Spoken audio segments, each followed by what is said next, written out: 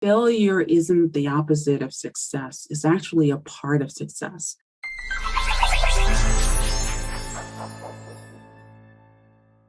Hi, my name is Gabriella Dennery, MD, life coach at Doc Working and co-host of Doc Working, the Whole Physician podcast. And welcome to today's episode. I'm so excited to introduce to you Dr. Camelia Lawrence. And Dr. Lawrence, you are a board-certified surgeon specializing in benign and malignant breast disease, currently serving as Director of Breast Surgery for the Hospital of Central Connecticut and Midstate Medical Center. And you are responsible for developing and the further development of their breast programs. Dr. Lawrence, you're also a really staunch advocate for women's health, and you are a passionate public servant. And I wanted to get to that in a minute. But before we get to that, welcome. Well, thank you so much for having me, Gabriella. It's a pleasure to be here. Thank you. So before we get started in terms of your passion for public service and advocacy for women's health, can you tell us a little bit about your journey in medicine and what inspired you to become a physician and what inspired you to be where you are today? I have always been intrigued by the power of healing and wanted to be a part of that. Even since I can remember being a little girl, I've always believed that medicine alone, perhaps with the exception of the priestly ministry, impacts the heart and soul of people. And it's truly special and amazing to be a part of that. As it pertains to physician leadership, I felt that as a female, as a woman of color, and a woman of color that's also a surgeon who has a visible presence, if you will, that I had an obligation to help others traverse the climb, to inspire others in their career, to reach for the stars, irrespective of from where they may have originated. Well, I think that is a great segue into my next question, because the reason I reached out to you is because you had a fabulous post on LinkedIn, and I said, I have got to have Dr. Lawrence as a guest on the Doc Working podcast. It was a picture of you in your surgical scrubs, and it had to do with being ready. And at the corner on the bottom, it said something like, be a unicorn. Mm-hmm. And so I wanted to ask you, what does it mean to you to be ready? To be prepared for the moment and being able to rise to the occasion. It took a long journey for us as a whole or any individual to become a physician. And once you get to that point, and even while you're preparing to get there, you want to embody excellence. And the way in which you do so is acknowledging that you don't know everything, and that you have an obligation to yourself as a professional, to those who you care for, to be prepared to offer the best possible care that's available. So that photo and the quote on LinkedIn embodies that. I had been up the evening before, I reviewed my cases. I'm already anticipating what am I going to do in the operating room. And I'm blessed to be in an environment where they're like-minded folks, where the OR team is always prepped and ready to go to ensure that we have a successful operative day. So anticipation of what happens the next day. Are there other aspects of readiness that you also delve into before you go into the OR? In terms of challenges, you do. I mean, everything that we do in life, sometimes you often encounter roadblocks and hurdles along the way. So I'm always looking to see what are the possible obstacles and roadblocks that I can encounter, not just to do with the OR, but in life in general. And being prepared and realizing that my reaction is what's going to empower that situation. And I choose how to respond to whatever those challenges are.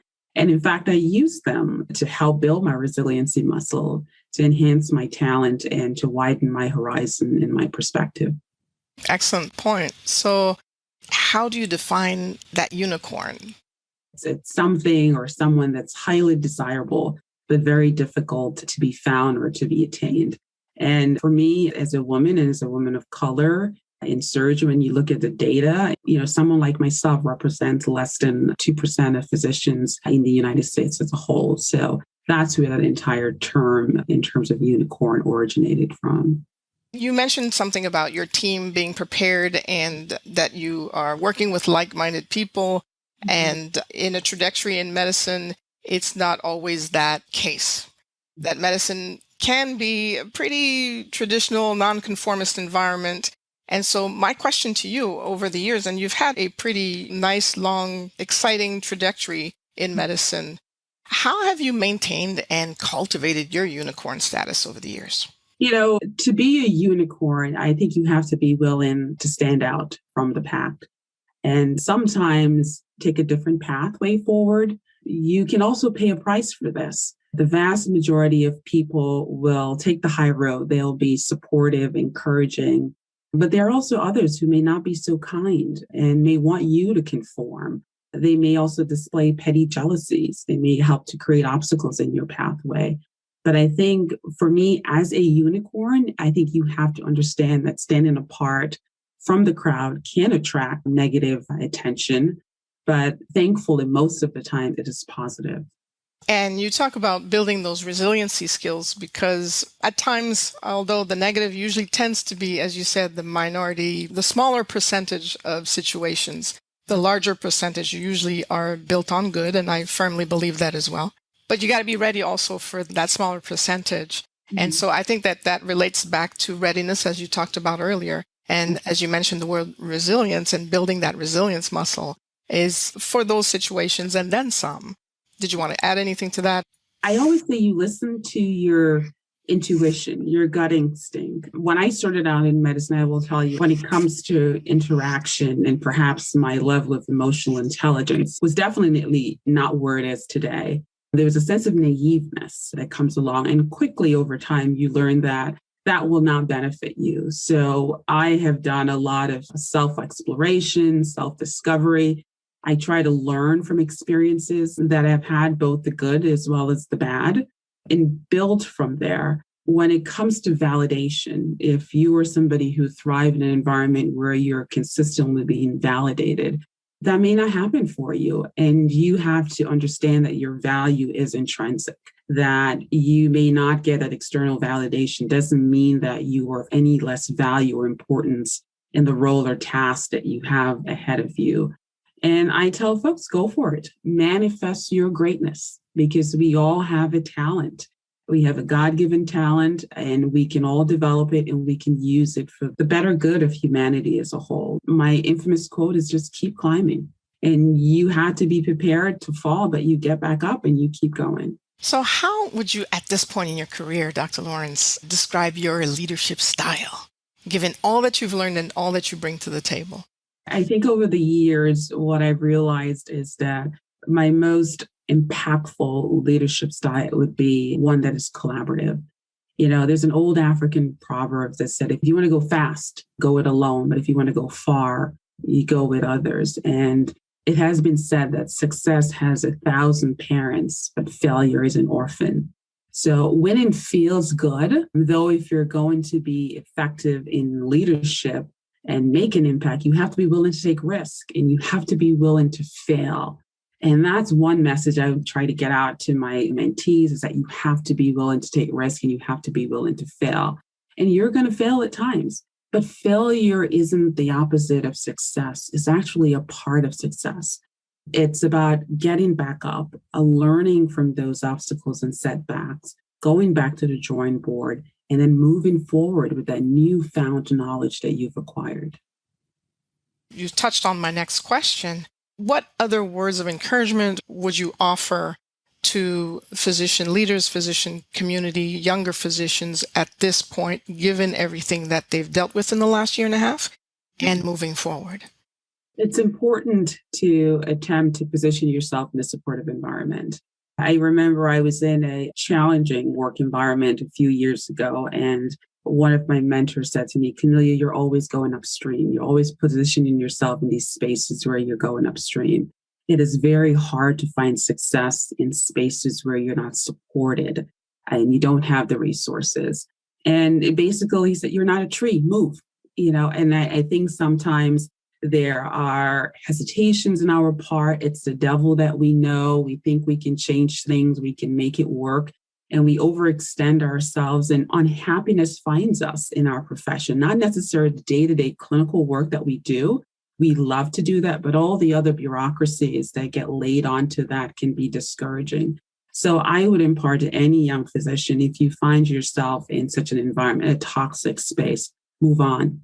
You will thrive in a much healthier, supportive environment. Go where you're celebrated, not just tolerated. Oh, I love that. Those are words to live by because you're right.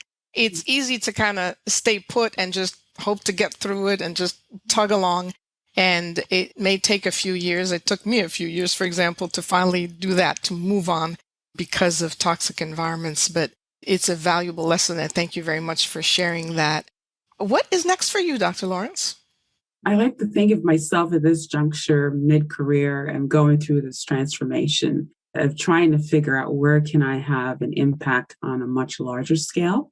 I love what I do. I think I will always find myself in the operating room. That's where I do my best work and where I think I'm most impactful in helping women in their fight against breast cancer.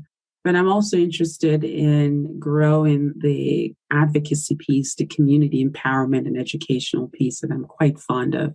So I'm exploring opportunities and pathways in which I can do so. So yeah, I'm at the infancy of that journey. So we'll see where I end up.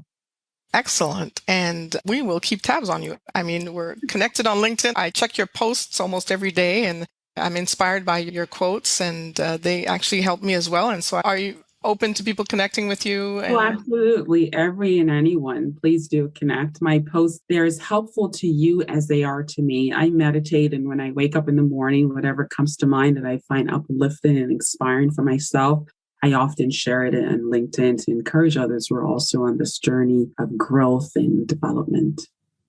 So speaking of which, I have one last question that just popped into my head.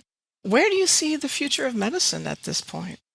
That's $1 million question. That's $1 million question. I think there's several unknown, but I think we are at a breaking point. I think the pandemic has exposed some of the weaknesses within our professions. I'm excited about the future. We know that we can't go back to what we considered as normal. We need to be better than normal. And there are several avenues on the horizon. What I like is the attention that the pandemic has brought to these issues. I don't know what all the answers are, and I don't know what all the solutions are, but I think we have the best minds now at the table, and the importance of supporting physicians. Physicians, despite the fact that we are the scientists, we are the medical experts, over the years, we've sort of been boxed in a little corner, and there are different drivers of healthcare, which I think needs to change. There should be more of a collaborative approach in terms of decision making. I share the same hopes that because of the exposure that pandemic provided, that we are headed in a different direction in terms of not just patient care, but physician care and healthcare professional care in general.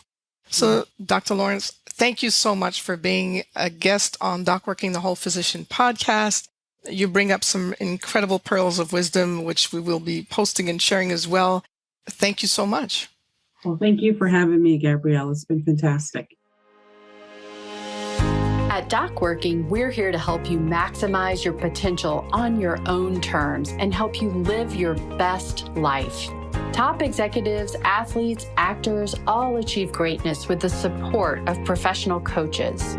As a healthcare professional, you deserve ongoing coaching towards success in your career and in your life outside of work, helping you to balance and integrate work and life in the personalized way that is specific to you. At Doc Working, your success is defined by you, and our coaching programs help accelerate your path to get you there. And since our programs come with CME credit, you can let your CME budget help you to prioritize your own well-being. Please check us out at docworking.com, and until next time, thank you for listening to Doc Working, the Whole Physician Podcast.